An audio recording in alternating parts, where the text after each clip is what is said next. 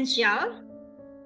Ya, ini barangkali akan menjadi pembuka tugas kita yang pertama itu tadi yang harus dikumpulkan di pertemuan ketiga ya, jangan sampai lupa teman-teman. Oke, jadi teman-teman yang akan kita bahas hari ini adalah tentang esensi pendidikan abad 21. Kita saat ini sudah berbicara abad 21, bahkan mungkin kita akan meninggalkan abad 21. Jadi, stop ngomong-ngomong soal globalisasi. Era globalisasi itu sudah out of date ya, itu sudah berlalu. Saatnya era sekarang ini era digital, abad 21, bukan globalisasi lagi. Kalau globalisasi itu kan abad ke-20 ya, jadi sudah out of date. Jadi kalau teman-teman bikin latar belakang, pendahuluan, makalah gitu ya, jangan lagi di-insert tentang era globalisasi, kan bisa gitu ya. Saat ini memasuki era globalisasi, gitu. Tantangan menghadapi era globalisasi itu sudah berlalu sayang. Sekarang ini abadnya abad 21, ya, eranya era digital, revolusi 4.0 atau bahkan smart industry 5.0 ya, sudah masuk ke era itu. Oke. Nah, teman-teman, esensi pendidikan abad 21 itu seperti apa? Jadi, menurut OECD ya, Organisasi Ekonomi Development ya, dunia ya, menyatakan bahwa abad 21 ini merupakan abad yang kompleks. Environment, lingkungannya sangat kompleks. Kesempatan, tantangan setiap negara untuk menghadapi abad 21 ini sangat kompleks, sangat variatif.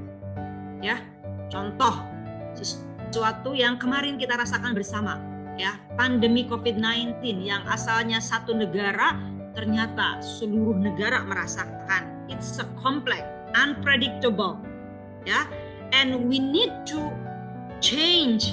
We have to agile facing this era. Kita harus agile, agile? Harus lincah, harus tangkas menghadapi abad 21 ini. Karena kompleks. Kemudian interconnectedness, semua berkaitan. Bukan hanya ketika kita berbicara tentang pendidikan, kita bukan hanya ngomongin pendidikan, tapi ketika kita berbicara sebagai seorang pendidik, maka kita juga akan berbicara tentang ekonomi, politik, sosial, budaya, art, dan lain sebagainya.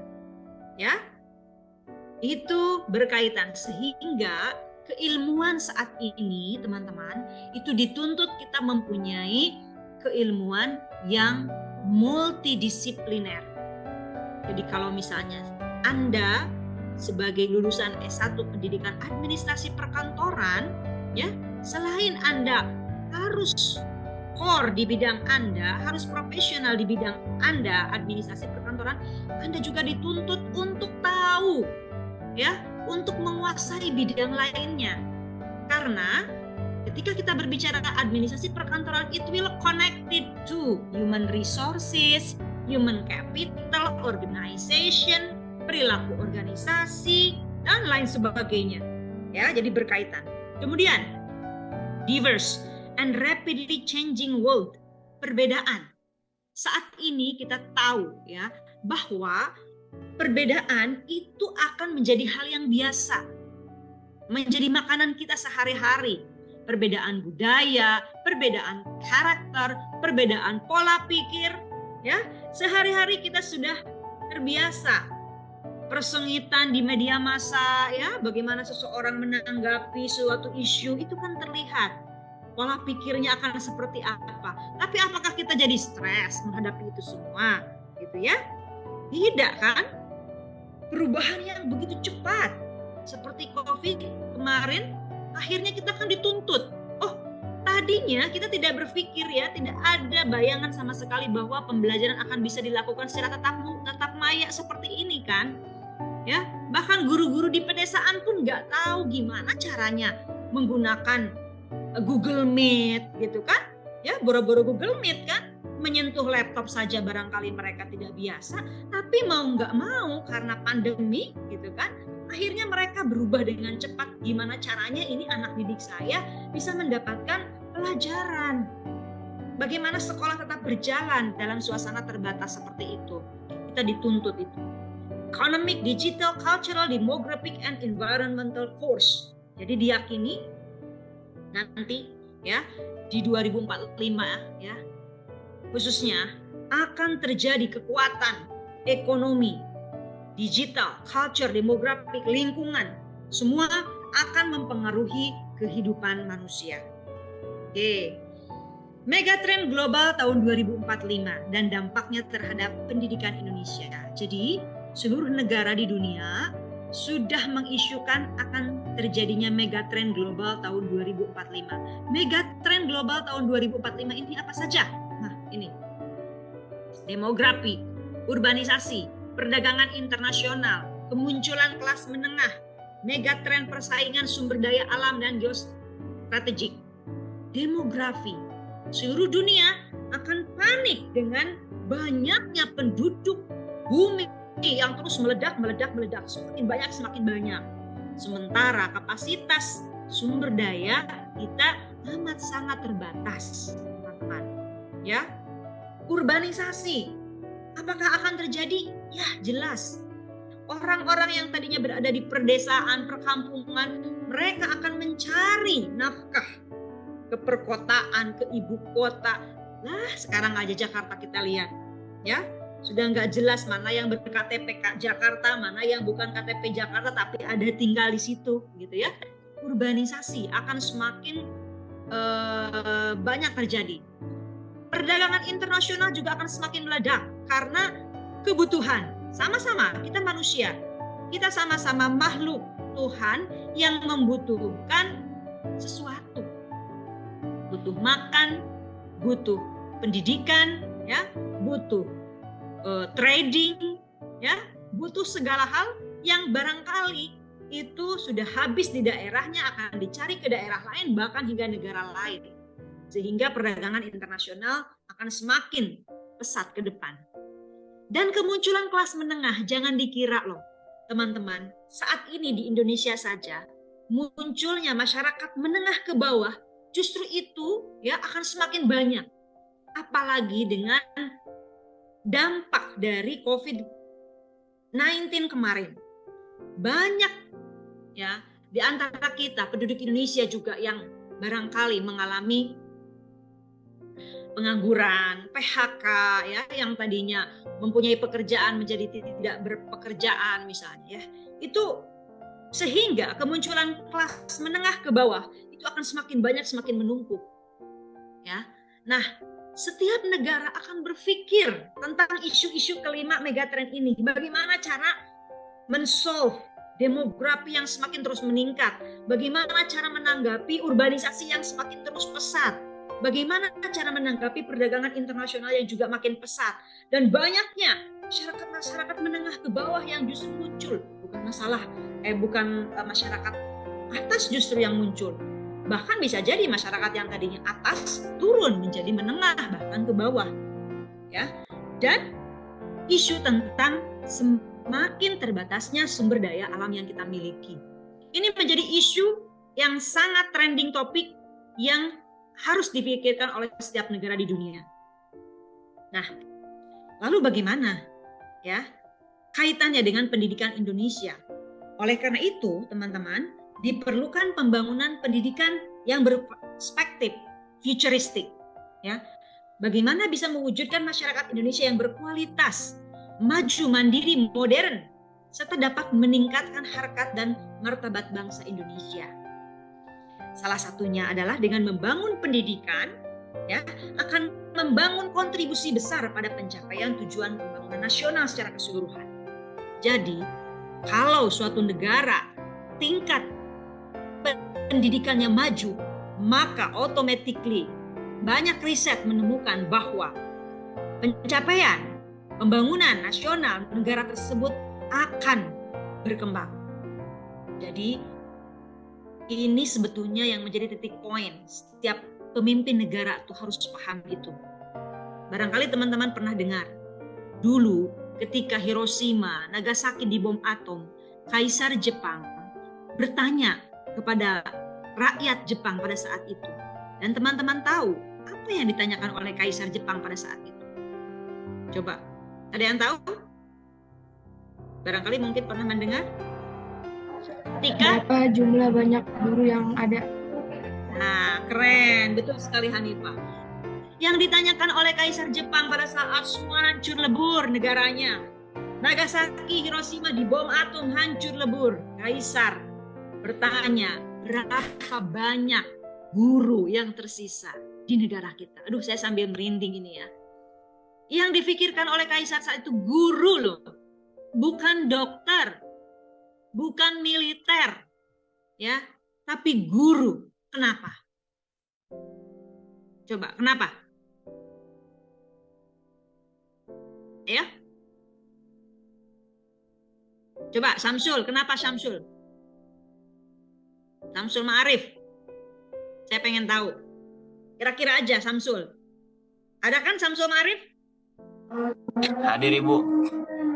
Ya, kira-kira kenapa yang ditanyakan Kaisar berapa banyak guru Samsul? Karena setiap kalau guru itu berguna Ibu, ya, buat kedepannya, buat ngajar anak-anaknya, siswanya, terutama seorang ibu. Oke. Terima kasih banyak Samsul. Ya. Ya, betul sekali teman-teman. Yang ditanyakan kenapa guru? Karena guru itu adalah garda terdepan yang akan menghasilkan sumber daya manusia setiap negara loh. Baik tidaknya SDM, suatu negara itu akan ditentukan oleh guru. Makanya pendidikan berdasarkan hasil banyak riset itu akan menunjukkan tingkat pencapaian pembangunan nasional suatu negara. Dan itu tolak ukurnya adalah guru. Ya, akan melaksanakan pendidikan itu adalah guru. Kepala sekolah juga guru pada dasarnya. Ya. Jadi itulah alasan kenapa Kaisar Jepang bertanya kenapa guru. Karena di tangan guru lah akan hadir, akan lahir, akan muncul sumber daya manusia yang berkualitas yang akhirnya Jepang tidak perlu waktu lama loh untuk bangkit dari keterpurukan setelah diluluhlantahkan oleh sekutu pada saat itu. Dia bangkit walaupun dia hanya merupakan negara kepulauan yang kecil ya, jika dibandingkan dengan Indonesia lebih kecil negara Jepang kan ya, dengan penduduk yang sedikit, SDM yang sedikit, sumber daya alamnya juga terbatas, makanya dia menjajah kita kan sebenarnya. Sebenarnya ini unik ya teman-teman, saya insert sedikit.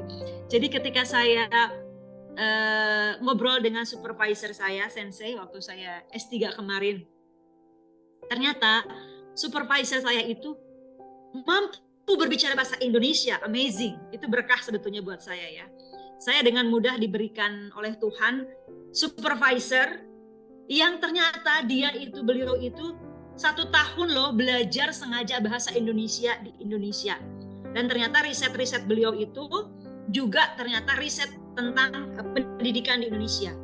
Lalu dia tanya ke saya, Susan, do you know, katanya, why my research topic is about Indonesian education? Kenapa Susan, katanya, penelitian saya itu lebih banyak tentang pendidikan di Indonesia. Dan kamu tahu nggak kenapa saya mau-maunya selama 1 tahun belajar ngambil kuliah 1 tahun di UPI hanya untuk belajar bahasa Indonesia. Saya nggak kepikiran gitu. I don't know sensei, kata saya.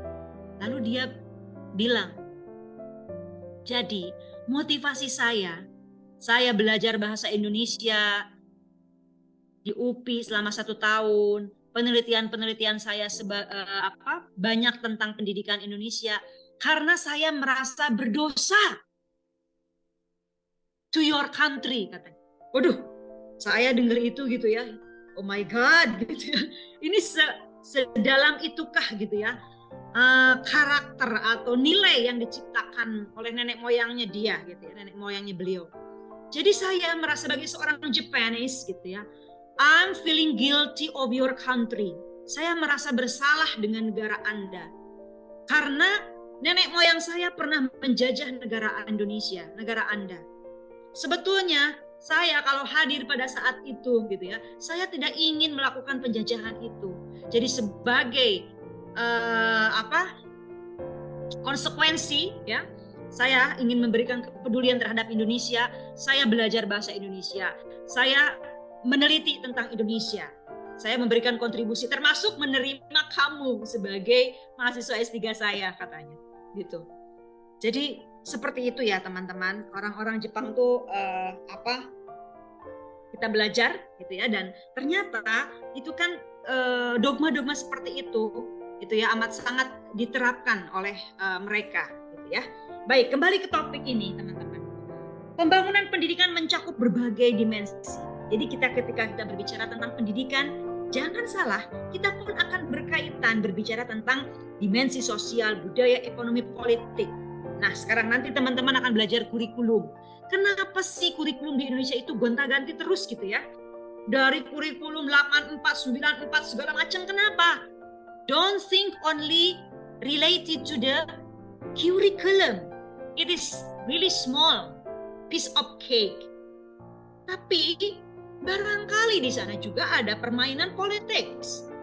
Ya, ada permainan pemerintahan turut andil, of course, gitu ya. Nah, itulah. Ya, jadi semuanya berkaitan. Oke, berikutnya. Pendidikan ini adalah pendidikan abad 21 ya, yang disampaikan oleh beberapa sumber terkait pendidikan abad 21, teman-teman ini nanti bisa baca ya dari BSNP. Intinya adalah abad 21 itu bagaimana tentang hidup, pemanfaatan teknologi, industri kreatif, industri budaya, pengetahuan yang semakin converge itu berkaitan satu sama lain, multidisipliner ya. Oke, ada perluasan akses, ada inovasi, harus memunculkan critical thinking ya. Ada student center, bukan teacher center lagi, harus student sekarang dikedepankan ya. Oke, lanjut. Nah, ini peran pendidikan abad 21. Jadi bagaimana kita sebagai praktisi pendidikan, kita bisa memberikan contributing to work and society. Kita bisa fulfilling personal talents. Kita akan menghasilkan SDM yang talentedful itu seperti apa? Bakat-bakat, potensi-potensi peserta didik kita itu akan kita bentuk seperti apa? Hati-hati loh, teman-teman. Yang kita akan hadapi ini dia bukan benda mati. Ya, kalau benda mati istilahnya itu lebih gampang kan? Kita pahat, kita ukir sekeinginan kita ya. Tapi yang akan kita hadapi ini makhluk hidup, ciptaan Tuhan, manusia. Ya, yang punya karakter, punya bakat, punya potensi yang rata diberikan secara adil oleh Tuhan. Nah, kita akan bentuk seperti apa orang-orang ini? Jawab kita. Ya. Kemudian fulfilling civic responsibilities. Bagaimana melibatkan tanggung jawab. Ya, bagaimana walaupun kita go international tapi kita tetap mempertahankan values, tradition values yang diwariskan oleh nenek moyang kita. Masih ingat tidak lagu Nenek Moyangku Orang Pelaut ya? Gemar apa? Melaut. Apalagi ya? Ya seperti itulah ya. Menempuh badai tiada takut. Apalagi ya? Menerjang badai sudah biasa. Ya barangkali seperti itulah kalau saya tidak lupa. Nah itu kan digambarkan nenek moyang Indonesia itu petarung, pelaut hebat. Lah iya masa iya saat ini orang Indonesia itu disimbolkan dengan apa? Dengan netizen julid gitu kan ya. Dengan hal-hal yang jauh dari nenek moyang seorang tangguh pelaut gitu ya. Yang mental apa? Mental apa ya? Tempe katanya ya. Mental tempe baru diuyak-uyak sedikit udah nyerah gitu kan. Tidak menunjukkan nenek moyang Indonesia yang seorang petangguh ya. Nah, seperti itu. Nilai-nilai seperti ini sudah hilang. Kenapa? Bagaimana? Ini tugas kita. Ya. Nah, ini termasuk di dalamnya adalah framework for 21st century student outcome and support system yang di highlight oleh OECD. Jadi pendidikan ya itu harus ada core subjeknya, dan tema-tema abad 21 itu harus ada dalam semua mata pelajaran apapun. Ya, ada life and career skill, ada learning innovation skill, ada information media and technology skill. Nah, ketiga skill ini teman-teman, any kinds of lecture, any kinds of subject itu harus include. Anda mengajar OTKP, di dalamnya siswa Anda harus nanti mempunyai life and career skill loh. Di dalamnya juga harus ada learning dan innovation skill. Di dalamnya juga harus melibatkan teknologi. Belajar matematika juga sama. Skill-skill ini harus didapatkan oleh mahasiswa kita. Ya. Dan di situ harus jelas standarnya apa, penilaiannya apa, kurikulumnya, pengembangan gurunya seperti apa, ya, lingkungan belajarnya disusun seperti apa. Nah, ini makanya di setiap negara hampir semua sekolah mengajarkan ini. Native language, reading minimal, ya, bahasa Inggris, seni, geografi, sejarah, matematik, sains, kewarganegaraan, itu hampir semua negara mengajarkan ini. Dan ini yang disebut dengan core subject 21st century. Ya. Lalu global awareness, kesadaran tentang masyarakat global, finansial, bisnis, entrepreneurial, civic literacy, kewarganegaraan, ya, kesehatan, ini juga sama, harus dipelajari di 21st century any kinds of subject, apapun mata kuliahnya, apapun mata pelajarannya. Ya. Lalu critical thinking, problem solving, kreativitas, inovasi, komunikasi, kolaborasi, ini juga merupakan learning and innovation skills yang harus ada dimasukkan dalam kurikulum setiap negara.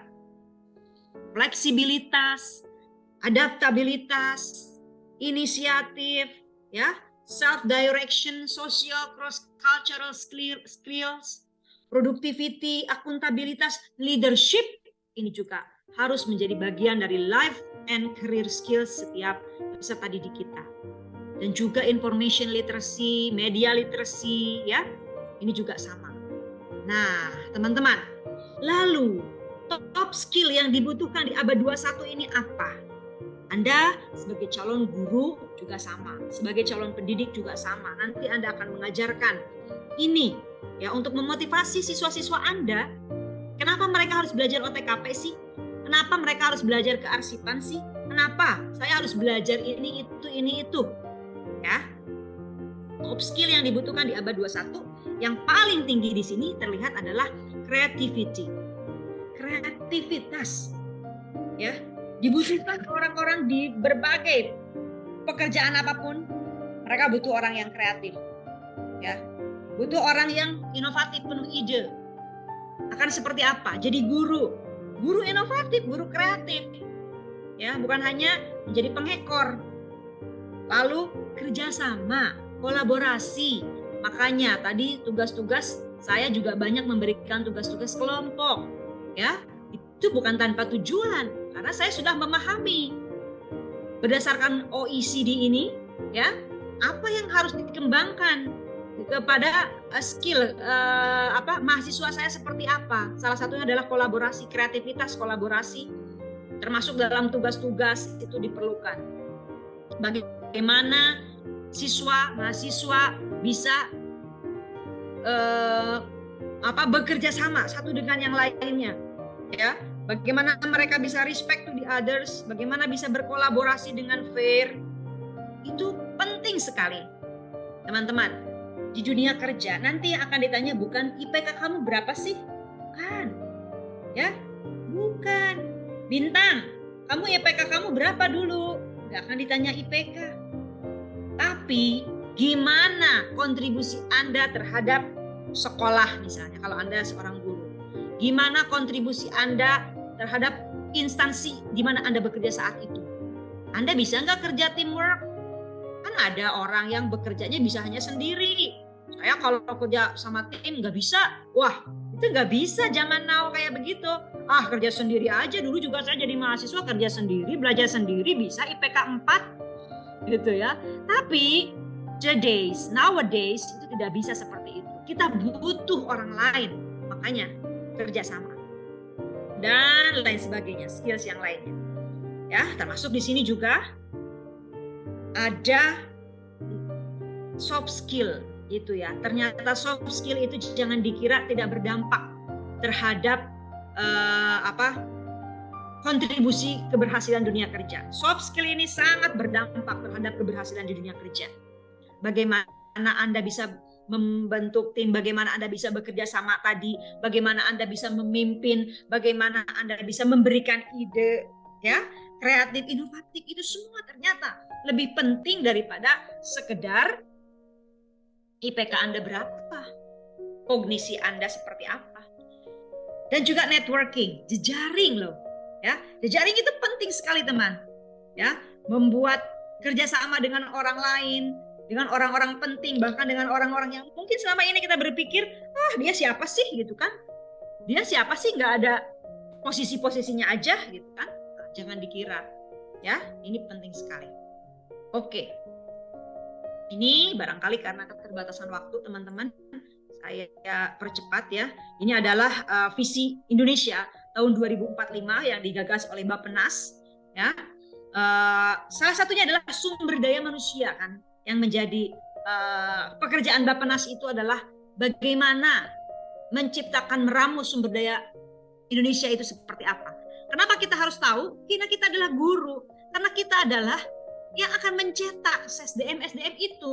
SDM Indonesia itu seperti apa. Ini loh, kita harus sama-sama, kita harus bareng-bareng. Pemerintah, sekolah, keluarga, masyarakat harus paham. Ini loh visi Indonesia kita. Yang guru berarti nanti saya ketika mencetak siswa saya harus ke sini loh. Yang ekonom berarti nanti ketika saya menciptakan lapangan pekerjaan harus begini loh sama. Yang politikus juga sama. Visinya seperti ini. Ya. Nah, keempat pilar penopang ini amat sangat penting untuk Indonesia. Terutama SDM lagi-lagi. Ini akan menjadi garapan pekerjaan kita. Ya, orang-orang yang bergerak di dunia pendidikan pasti tidak akan bosan-bosan ya, berkaitan bertemu dengan teori, SDM lagi. Itu sebabnya walaupun saya orang pendidikan tapi sekarang saya S3-nya ngambil non pendidikan, tapi tetap riset interest saya ya adalah tentang sumber daya manusia, khususnya di lembaga pendidikan. Nah, ini juga sekalian promosi ini. Nanti kalau misalnya teman-teman ngambil skripsi ya untuk dosen pembimbing, kalau teman-teman senang meneliti tentang guru, dosen, mahasiswa, siswa, ya, pokoknya tentang sumber daya manusia di lembaga pendidikan, mau dasar, menengah, atas, boleh dengan saya, ya. Oke, nah ini tujuan pendidikan era generasi emas dibuat 3 tahapan, teman-teman. Ya, tahap pertama ini yang sedang kita lakukan. Ya, kepada peningkatan kapasitas setiap sekolah, satuan pendidikan itu sekolah. Nanti ya, di 2026-2035 itu keunggulan kompetitif. Berikutnya sampai 2045, maka kita akan menciptakan Indonesia yang unggul dan berdaya saing internasional. Ini pemerintah yang buat. Bappenas punya Indonesia. Ya. Nah, oleh karena itu, teman-teman, ini penting. Lalu dengan visi Indonesia tadi, kemudian dengan isu global, megatrend 2045 tadi, isu abad 21 tadi, lah kita sebagai orang pendidikan ngapain? Kita guru itu harus seperti apa? Mengubah paradigma pembelajaran yang sebelumnya menjadi paradigma pembelajaran abad 21. Kalau dulu kita KTSP, KBK gitu ya, paradigmanya adalah competency based education. Sekarang itu sudah outcome based education. Paradigmanya sudah paradigma pendidikan berdasarkan hasil atau luaran. Kalau dulu berdasarkan kompetensi, perbedaannya kita lihat ini. Kalau dulu targetnya gimana caranya murid-murid kita bisa menguasai materi. Dulu begitu, sekarang enggak. Sekarang targetnya adalah learning outcome.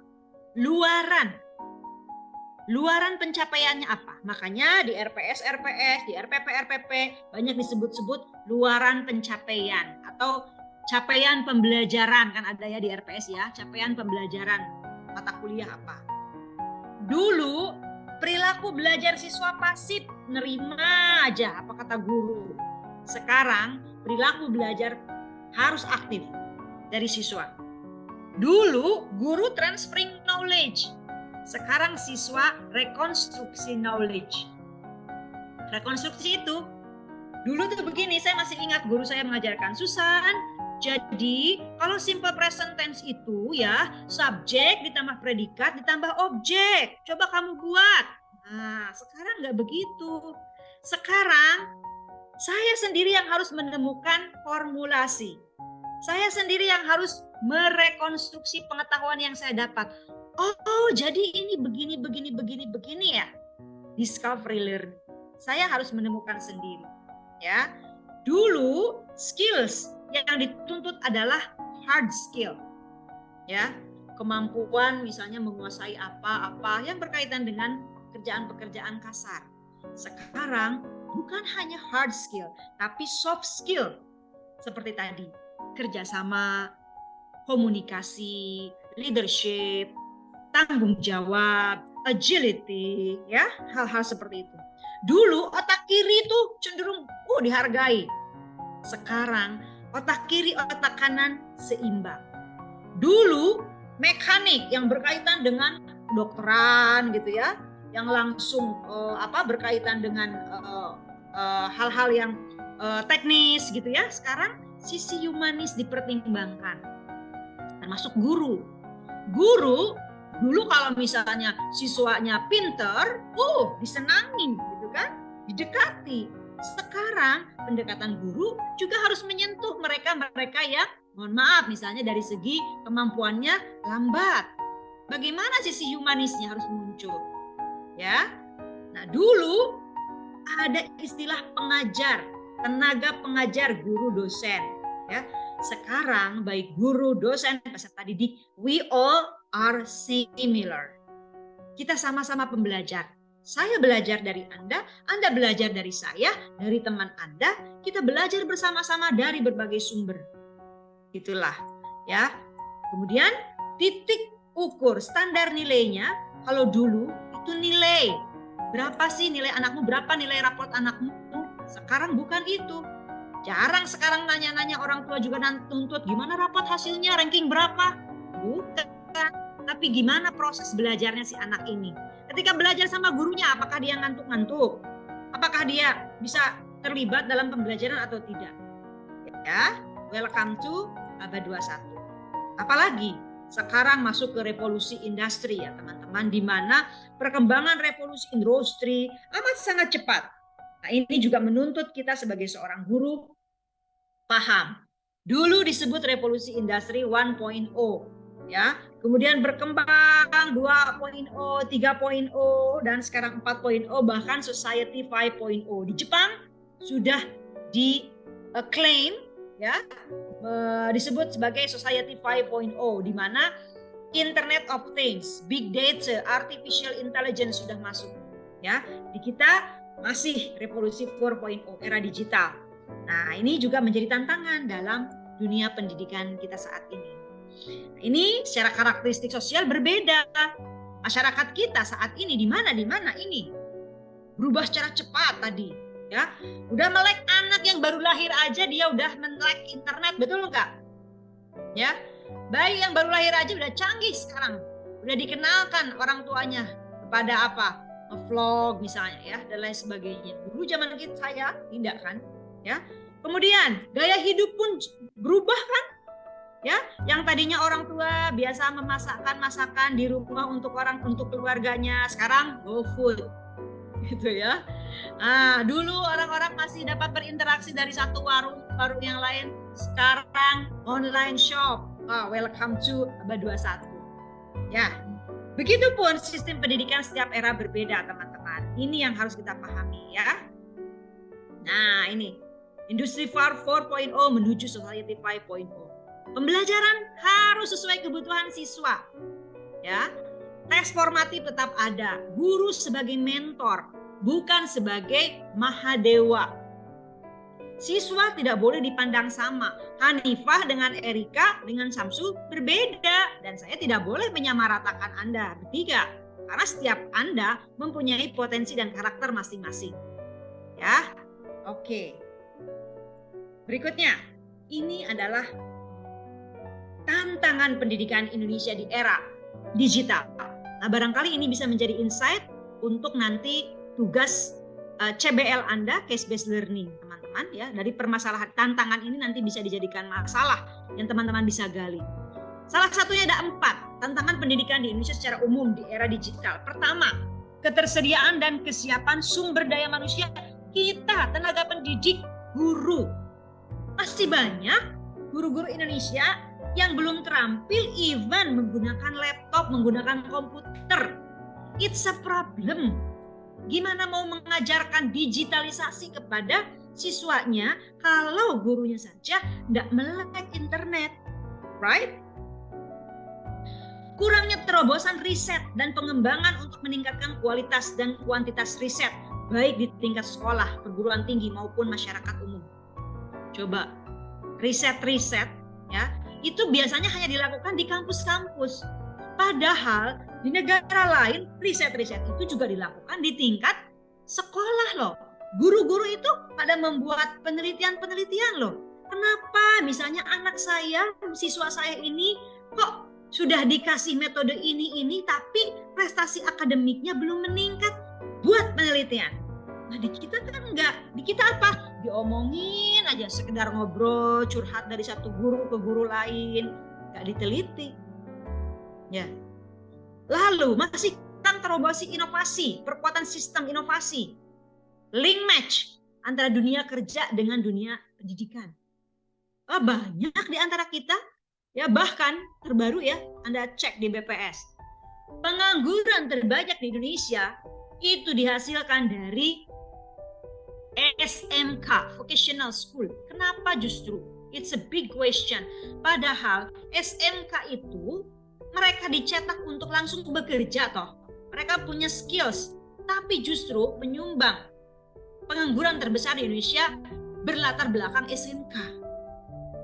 Karena tidak ada link and match antara sekolah dengan pendidikan dengan dunia kerja.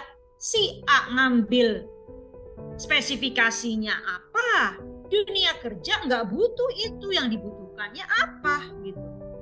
Ya, dan yang terakhir adalah penguatan karakter peserta didik. Dengan semakin digitalize-nya era kita saat ini, semakin canggihnya teknologi. Apa iya setiap murid-murid kita sudah paham bagaimana menggunakan teknologi secara bijaksana untuk hal-hal pembelajaran yang positif? Apa iya sudah tidak ada pornografi di negara kita? Lawang masih saja disebut-sebut Indonesia itu konsumsi terbesar untuk pornografi sedunia misalnya. Nah, hal-hal seperti itu teman-teman, ini menjadi tantangan untuk pendidikan kita. Tugas siapa ini? We are, I, you, semua kita. Ya. Enggak, saya mah enggak minat jadi guru, saya mau lari aja. Gitu ya. Nah, itu. Ya, baik itu teman-teman.